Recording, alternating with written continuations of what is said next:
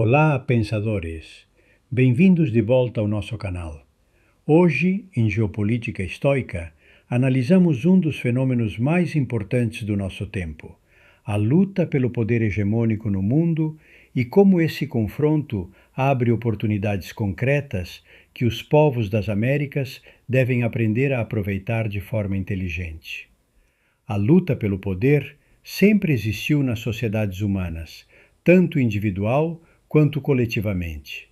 Hoje, testemunhamos uma nova manifestação dessa luta em escala global. Já vivenciamos algo semelhante durante a chamada Guerra Fria entre os Estados Unidos e a União Soviética.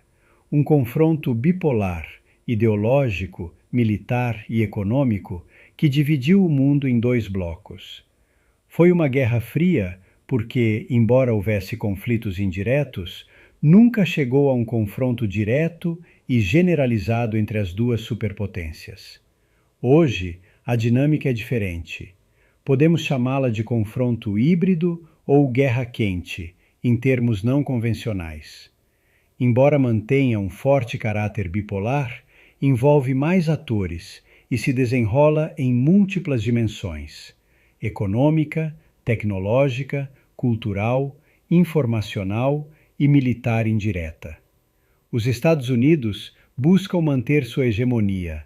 A China emerge como uma grande potência desafiante e a Rússia desempenha um papel ativo como contrapeso estratégico. Vejamos as principais diferenças em relação à Guerra Fria. Naquela época, a União Soviética representava um modelo comunista ortodoxo, uma economia totalmente planificada, sem propriedade privada e com controle estatal absoluto sobre todos os aspectos da vida. Hoje, a Rússia mudou significativamente. Não é mais uma economia completamente planificada. Possui elementos de mercado, oligarcas poderosos e integração seletiva com a economia global, mas mantém um forte controle estatal em todos os setores estratégicos, como energia e defesa. A China representa um caso diferente de realinhamento pragmático. Continua sendo governada pelo Partido Comunista, mas na prática desenvolveu o que muitos analistas chamam de capitalismo de Estado. O Estado mantém o controle político absoluto e dirige os setores estratégicos, mas permite e até incentiva a existência de bilionários privados, gigantes corporativos como Alibaba, Tencent e Huawei, e um mercado interno extremamente dinâmico.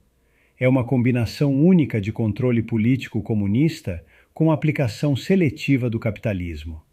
Por outro lado, o confronto atual não é mais apenas entre capitalismo e comunismo, mas entre um estatismo forte, com maior controle estatal sobre a economia e a sociedade, e o liberalismo, com maior ênfase na liberdade individual, no livre mercado e na democracia representativa. Essa disputa é mais complexa, mais tecnológica e mais cultural do que a anterior. Antes de prosseguirmos, caros amigos, vamos desconstruir alguns conceitos que repetimos constantemente, mas que raramente compreendemos em sua verdadeira profundidade. Desinformação. Não se trata apenas de mentir. É a manipulação deliberada de informações para alterar a percepção da realidade e obter vantagem estratégica. Notícias falsas. Conteúdo criado principalmente para gerar emoções fortes, como raiva, medo ou esperança cega, em vez de informar objetivamente. Narrativas. Histórias construídas pelos poderosos para justificar ações, alinhar vontades e dar sentido aos eventos de acordo com seus interesses. Ideologia. Um sistema de ideias que, quando se torna um dogma inegociável, destrói o pensamento crítico e transforma as pessoas em fanáticos incapazes de enxergar o quadro completo. Poder. A capacidade real de influenciar o comportamento de outros a ponto de fazê-los agir contra seus próprios interesses. Manipulação. a forma mais sofisticada e perigosa de controle, que consiste em fazer as pessoas acreditarem que estão escolhendo livremente, quando, na realidade, estão sendo dirigidas. Esses instrumentos são usados pelas grandes potências para tentar controlar o movimento do pêndulo da história. Então, como os povos das Américas devem se posicionar diante dessa realidade? É aqui que nossa disciplina, a geopolítica estoica, oferece um guia claro e poderoso. Aplicando a dicotomia do controle de Epicteto, entendemos que os povos da América Latina não controlam quem vencerá a grande disputa entre os Estados Unidos e a China, nem as estratégias da Rússia, nem o preço internacional das matérias-primas. Isso não depende de nós. O que depende de nós é como respondemos internamente e como aproveitamos as oportunidades que essa luta gera. Porque o pêndulo da história nunca para. Quando oscila com força, sempre abre portas que antes estavam fechadas.